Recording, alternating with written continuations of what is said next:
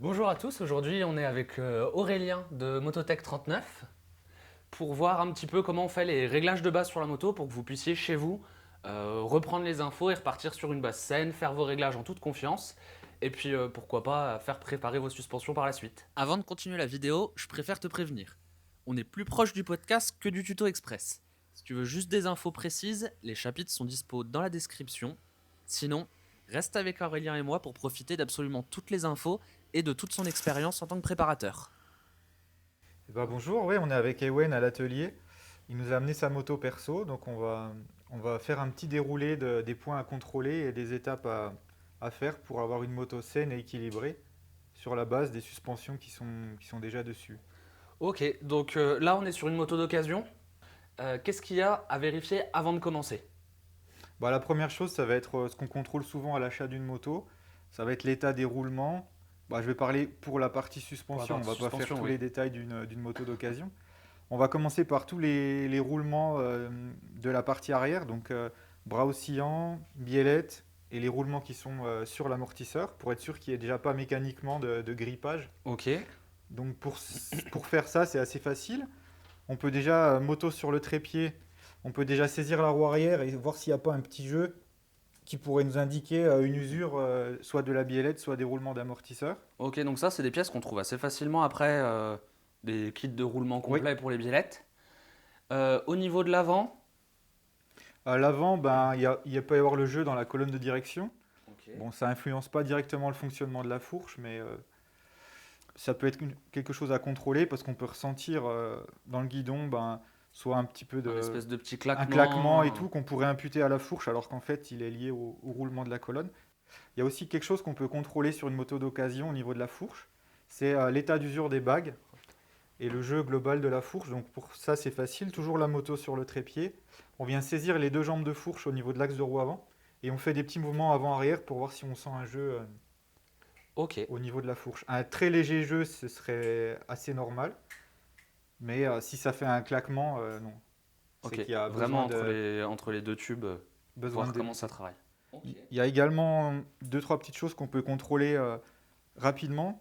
C'est le fait que l'axe ait été remonté correctement, que le Mhm. pied de fourche ne soit pas pincé sur l'axe. Les serrages au global, du coup, sur l'axe de roue avant, sur les pinces de fourche et les serrages dans l'été. C'est très important de respecter le couple de serrage, Mm. surtout pour le T inférieur, parce que si on vient trop serrer, on va créer en fait une restriction mécanique et en fait on va nuire au fonctionnement de la fourche, c'est-à-dire qu'on va venir bloquer le coulissement et on va créer une usure prématurée du fourreau à l'intérieur. Donc ça marche moins bien, ça use la fourche. Voilà. Et les infos pour ça, on Alors les trouve soit gravé sur le T, celui-là, soit il les a. gravé au laser ou avec un petit usinage, vous avez un couple en newton à respecter, ou alors dans le manuel d'atelier de la moto. Bon, en général, sur Internet aussi, on arrive à le retrouver. Voilà, Et puis et prendre une clé dynamométrique de une clé qualité. dynamométrique. Si jamais vous êtes perdu, que vous ne trouvez pas les infos, je peux vous donner des valeurs un peu De base. passe-partout. On peut mettre 15 en bas et 20 en haut. Ok. Ça, c'est vraiment une valeur médiane où on est sûr de ne pas faire d'erreur. Qu'est-ce qui peut se passer si on ne serre pas assez? C'est qu'en cas de chute ou même rien simplement en pilotant, on arrive à faire tourner la fourche dans l'été et on désaxe la roue par rapport C'est à là la où fourche. on a la moto qui va tout droit alors qu'on a le Voilà, guidon on comme roule ça. droit et on a le guidon qui part au pain. Et pour le T du haut, les T supérieurs, on a le bouchon en fait de la fourche qui nous empêche une grosse déformation. Donc Mhm. c'est moins sensible, mais c'est Et quand en même général, considéré. le tube du bas remonte quand même pas jusque-là. Non, non, non, Le plongeur va pas jusqu'en haut pour travailler, ça va. Voilà, ça c'est un point également à surveiller quand on fait le tour de sa moto avant d'attaquer la partie réglage. Ça, et puis oui, on parlait des fourches devant, de la pince, de bien prendre le Alors temps de ouais, la faire son procédure, axe. la procédure, je pense que tout le monde la connaît. Si tu veux, Mais tout le monde en connaît une. on peut la rappeler ici. Je sais pas si tout le monde connaît la même. Donc oui, côté écrou, une fois que ton écrou est serré, tu Mhm. peux serrer ton pied de fourche. Ok, Là, parce c'est que là, c'est la l'axe il référence. se met Voilà, contre il se met en serré. référence contre le pied. Mhm. Ce qui est très important, c'est côté opposé à l'écrou. C'est de venir, si tu les avais serrés pour pouvoir bloquer ton axe et serrer ton écrou, c'est de les redesserrer. Parce qu'en général, c'est ça la partie habituelle. Les gens montent leur roue, on met l'axe dans un sens, l'écrou au bout, on serre les pinces pour tenir son axe, Oui, on serre l'écrou, oui. Et il faut bien penser à desserrer les pinces là pour que l'axe Voilà. Côté opposé à il se l'écrou, réaligne. on redessert le pied de fourche. Et on vient, soit il y en a qui lancent la roue, qui mettent un coup de frein, d'autres qui prennent le pied et qui Le bouge. le libèrent à la main. Et sinon, on peut descendre la moto et pomper sa fourche quelquefois pour être sûr d'aligner en fait la fourche avec l'axe. En fait, le but, c'est d'avoir les tubes parallèles Voilà. pour qu'ils puissent monter et descendre droit. Parce que s'ils sont de biais parallèles ou ouverts comme ça, en fait, ça va forcer sur tout le fonctionnement intérieur de la La fourche. fourche va pas fonctionner, on sera pas les deux tubes seront pas parallèles et puis on va avoir un pincement. Donc voilà, on libère son côté opposé. Et après, pareil pour les pieds de fourche, il y a un couple à respecter qui est, bon, c'est moins important que les T, mais c'est bien de les serrer au couple aussi. Et dernière petite astuce sur ces couples-là. Alors, moi, sur cette moto-là, j'ai la chance d'avoir les T et les fourches qui sont gravées. Donc, j'ai pas à réfléchir. Mais sur toutes les anciennes motos, ce que mon père faisait, c'est qu'il a une petite mallette de poinçon avec les chiffres et les lettres.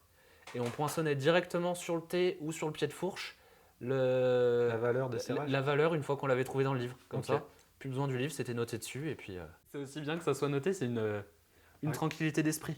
Tout à Puis fait. globalement, on voit sur toutes les pièces usines, enfin, les couples sont notés partout. Ouais, c'est une pour des règles personne de ait base doute. de la mécanique, hein, c'est de respecter les coupes de serrage. Voilà aussi, on peut faire un petit contrôle rapide. On appuie sur l'arrière de la moto pour délester la roue avant. Et puis on va lancer un coup le guidon comme ça. Voir s'il n'est pas trop serré ou trop lâche. Donc ça, c'est un point aussi au niveau des serrages à bien vérifier sur les motos neuves. Parce qu'on ne Voilà. sait jamais réellement comment ça a été monté ou pour les axes comment ça a été graissé.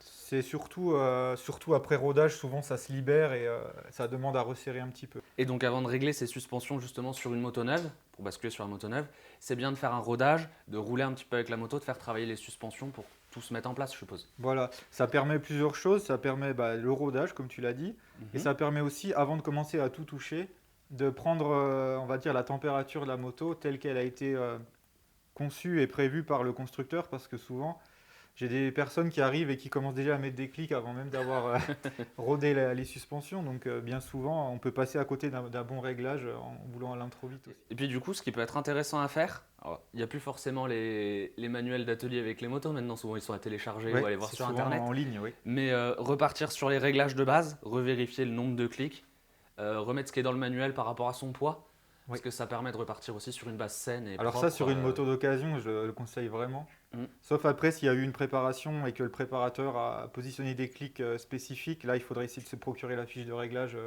qui a Ok. été fournie par le préparateur. Mais si la moto est avec des suspensions d'origine, une moto d'occasion, c'est bien de contrôler les clics, voir ce que le précédent propriétaire avait mis comme réglage. Du coup, une fois qu'on a fait ces réglages de base, qu'on a remis la moto au propre, base neutre, Ouais. on commence par quoi? Eh bien, je conseille de commencer par vérifier que la fourche est bien positionnée dans les T, que la hauteur soit ce qui est mis à peu près d'origine, que ce soit pas déconnant. Par certains pilotes pour le sable, ils viennent mettre les tubes à ras du T pour avoir une moto chopper et de la stabilité. Et puis après, il y a des pilotes qui aiment bien plus de maniabilité et qui vont remonter les tubes, enfin les baisser dans les T. Donc on essaie d'avoir un réglage assez neutre pour être sûr que le pilote qui l'avait avant n'est pas allé dans les extrêmes. Donc les réglages neutres, en général, vous avez des traits de repères sur les tubes de fourche suivant les marques. Il faut laisser passer 1, 2 traits. Ok. On pourra affiner en fin de réglage, si on cherche davantage de stabilité ou de maniabilité, cette hauteur. Mais on va dire que pour attaquer le réglage de base et pour avoir un réglage d'amortisseur qui soit cohérent, on va se mettre dans une position neutre au niveau de la fourche. Que ce soit cross, enduro, on part sur la même base, il n'y a pas de, y a pas Alors de oui, différence là-dessus. après il y a la théorie et la pratique, mais en théorie, il faudrait avoir une moto à peine plus maniable en enduro et à peine plus stable en cross, mais c'est même...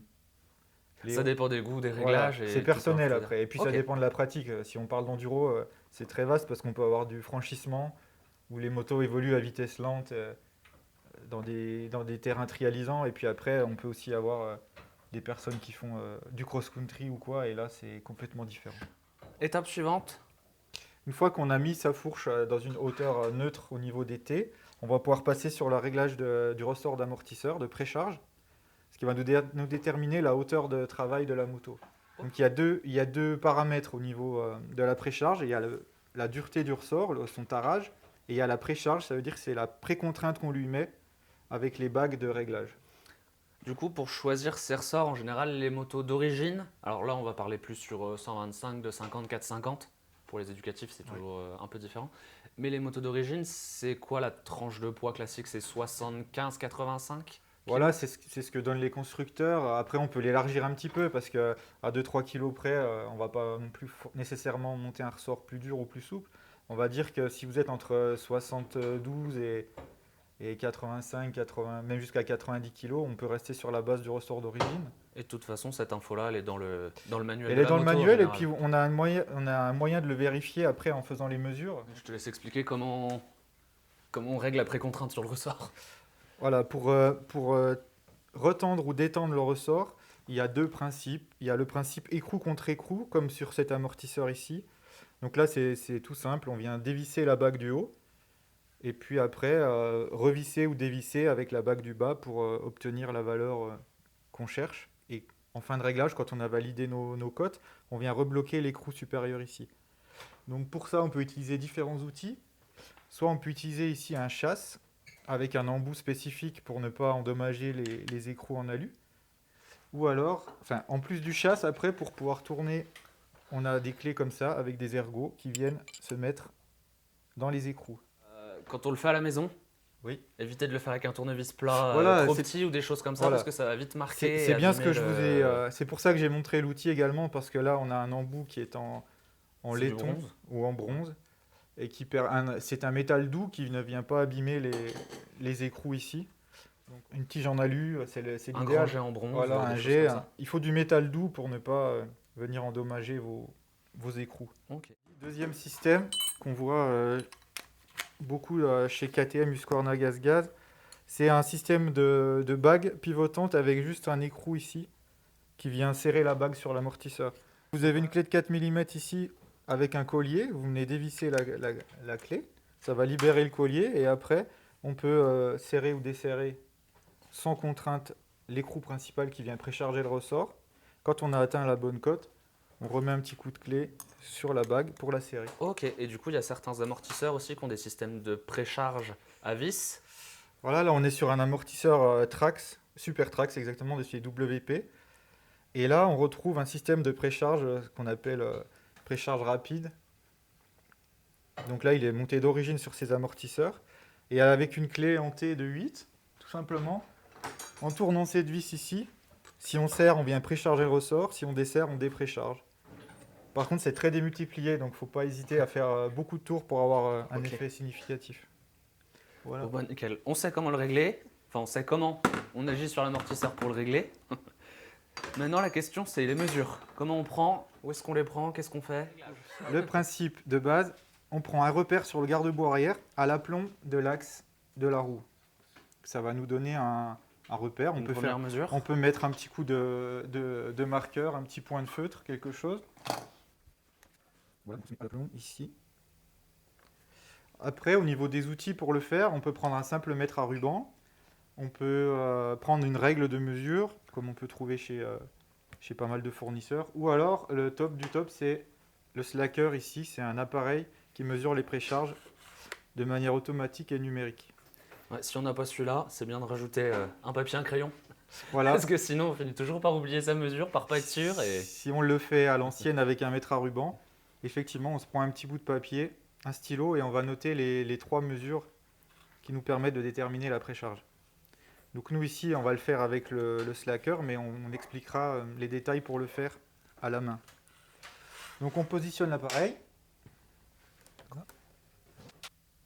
On l'allume, on fait le 0. Là, on a la valeur de base. Ok, donc pareil avec le mètre, on Si mesure on le fait et on au note mètre, sa valeur on de mesure base. cette valeur. Mhm. Ce sera notre valeur de référence. Ok, Donc là, c'était bien important de souligner tout à l'heure, de vérifier qu'il n'y ait pas de jeu dans les biellettes ni dans l'amortisseur pour avoir une valeur cohérente. Une fois qu'on a ça, on vient première valeur. Ok. retirer le lève-moto. Alors je voudrais juste faire une petite parenthèse pour les personnes qui utilisent un trépied et qui doivent porter la moto pour le descendre. Bien évidemment, faites attention de ne pas tirer sur le garde-boue pour déformer le plastique. Ça peut aussi influencer les mesures après. Ah, parce que du coup, comme on travaille à 2-3 mm Voilà. près, si le garde-boue il tourne ou quoi que ce soit, ça Voilà, peut suffire à... des fois on a des valeurs complètement incohérentes une fois qu'on a fait ça. Donc là, on descend délicatement la moto, on fait fonctionner plusieurs fois l'amortisseur. On le laisse remonter de son propre poids. On laisse la moto remonter de son propre poids et on vérifie la cote. Ici, j'ai 38 mm. L'avantage de l'appareil, c'est qu'il me donne immédiatement la différence entre la valeur roue hors du sol et avec le poids de la moto. Ok, parce que quand on fait avec le mètre, du coup là on reprend sa mesure Voilà, si on fait... en étant à deux parce que c'est quand même plus pratique. Oui, ou sinon on peut tenir sa moto avec les genoux comme ça et Mais on fait la mesure. pour la troisième mesure, tout seul c'est compliqué. Non, c'est impossible. Mais du coup, oui, là on reprend sa mesure et on l'enlève de la première mesure qu'on a pris, donc de la plus Voilà. grande de base sur le trépied, ça nous donne une différence. Une valeur de hauteur. d'enfoncement. Donc voilà, cette valeur, on va la situer entre 35 et 42, d'une manière très large. Après, elle sera adaptée à chaque cas. Il y en a qui vont jusqu'à 45 sur des terrains bien préparés, griffés, profonds, avec des virages où il y a beaucoup d'ornières. Parce que si on augmente cette valeur, on va avoir une moto très chopper, très stable, mais elle va tourner de moins en moins bien. Plus on augmente. Ok. Bah, comme avec le tube en fait, Voilà. c'est plus on met la moto sur l'arrière, plus elle va être stable, à Voilà. haute vitesse ou en ligne droite, et plus on va la mettre sur l'avant, plus elle sera facile à faire tourner, mais aussi plus il y aura de poids et moins elle sera stable dans les grands Voilà, endroits. elle va plus facilement guidonner et puis elle sera plus volage. Ok. On va dire que la valeur neutre, si vous voulez pas faire d'erreur, que vous n'avez pas encore Trop roulé avec trop la moto. testé, voilà, autour de 38, Ok. c'est une valeur vraiment Standard. standard. Bon, bah on est bon là déjà. Là, on a effectivement 38. Donc après, il y a une troisième mesure à faire pour déterminer cette fois si le ressort est adapté au pilote. C'est d'avoir le pilote en tenue, assis sur la moto ou debout sur la moto dans une position neutre. Mais il faut que le pilote soit sur sa moto, habillé. Ok. Parce que l'équipement, on l'oublie souvent, mais on croit toujours que ça fait 2-3 kilos. Mais en fait, quand on pèse l'ensemble du casque, des bottes, Bah, ouais, ça va vite. Hein. la tenue, si on rajoute la sacoche banane de l'enduriste, le camelback, on est entre 5 et 8 kilos. Donc Bah, du coup là, on va faire sans tenue cette fois-ci. entre 5 et 8 kilos, c'est la valeur. Je vais pas m'habiller juste pour ça. Hop là. Hop. Donc voilà. Alors après, ce qu'il faut, c'est que le pilote s'assoit ou se lève. Moi, je te tiens la moto. Dans la position où tu roules, essaye de pas tourner le guidon pour que la moto s'équilibre bien. Voilà. Et après, on reprend cette valeur. Et ici, on a 100. Hop. Donc là, c'est pareil, la deuxième mesure, elle a une importance capitale pour le choix du ressort. On va dire que entre 95 et 105 pour le cross, le ressort est adapté au pilote. Ok. C'est toujours pareil, je donne des valeurs. Bah, ça dépend des motos, base. ça dépend des pilotes, ça dépend de la Voilà, façon de rouler, de l'habitude. Mais Nous, on l'adaptera à chaque situation, mais je suis obligé de donner une valeur de base pour avoir un référentiel. Et puis pour l'enduro, on sera plutôt entre 105 et 110. Ok, on laisse un petit peu plus en enduro. Et puis il y a aussi un point qu'il faut faire attention, c'est que sur des motos neuves, quand l'amortisseur n'est pas encore bien rodé, vous allez avoir beaucoup de friction. Donc faites attention si votre amortisseur coulisse mal ou quoi, le mieux c'est de la faire à chaud cette mesure. Ok. Parce que l'amortisseur sera plus libre, l'huile sera moins visqueuse et on aura meilleur ajustement. Et bien faire attention si vous le faites à la piste, de ne pas avoir de terre et de boue sous les garde-boue qui vont fausser la valeur des mesures. Et d'avoir la moto à plat. Toujours la moto bien plate, propre et idéalement chaude. Avec le pilote équipé, c'est comme ça qu'on réalise des bonnes mesures de précharge. Il faut toujours situer son objectif et puis régler sa moto en fonction. Ok, donc quelqu'un qui fait pas de compétition, lui, a pas l'utilité de le faire juste avec la tenue, sans le camelback, sans la sacoche. Non, il faut, Si à chaque fois qu'il fait une sortie, il les faire, met. faut faire sa mesure comme on roule en fait. Ok. Je voudrais encore donner une petite astuce pour faire les mesures. Si jamais, au moment où vous faites fonctionner votre amortisseur, vous avez toujours un petit peu de friction comme ça peut arriver. À ce moment-là, ce qu'on va faire, évidemment, quand on va appuyer, la moto ne va pas remonter complètement. Et quand on va la descendre, elle ne va pas descendre complètement librement. Donc on va faire une mesure moyenne basse. On appuie à fond, on lâche, on fait une première mesure. Et on va la tirer à fond, lâcher, et on fait une deuxième mesure. Ça fait la Ok. mesure moyenne basse, la mesure moyenne haute, et en fait, on va faire une moyenne de ces deux mesures qu'on va considérer comme notre hauteur de précharge à vide. Ok. Ça permet de nous affranchir des frictions qu'il y aurait dans l'amortisseur. Puis du coup, pas hésiter à prendre les mesures 2, 3 fois parce que comme c'est au millimètre, Voilà, les refaire en plusieurs mesurant à fois. la main, on n'est jamais trop sûr. Là, avec Ouais. l'appareil magique, c'est facile. Ouais, Mais à la main, oui, c'est moins évident. Et puis il suffit qu'on soit un peu différemment sur la moto, qu'on la tienne pas pareil. Ça peut bouger, mais ça permet déjà d'avoir une base saine avant de toucher au clic. tout à fait. Et puis cette fameuse double mesure que je vous ai expliquée juste avant, ça permet aussi de voir si on a une trop grande valeur entre la mesure moyenne basse comme ceci et la mesure moyenne haute comme ceci, ça peut aussi nous indiquer que l'amortisseur a besoin d'une révision.